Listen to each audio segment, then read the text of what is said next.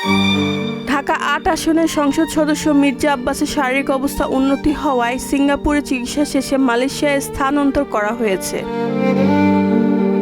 15 April বিকালে তার একান্ত সচিব মিজানুর রহমান সোহেল গণমাধ্যমকে তথ্য জানান।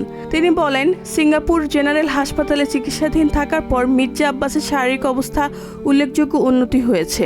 উন্নত ফিজিওথেরাপি ও পুনর্বাসন চিকিৎসার জন্য 14 এপ্রিল তাকে মালয়েশিয়ায় নেওয়া হয়।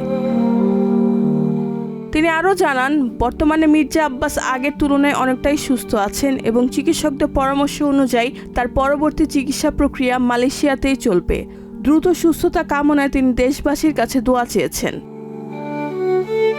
গত 11 মার্চ ইফতারের সময় হঠাৎ অসুস্থ হয়ে জ্ঞান হারান মির্জা আব্বাস।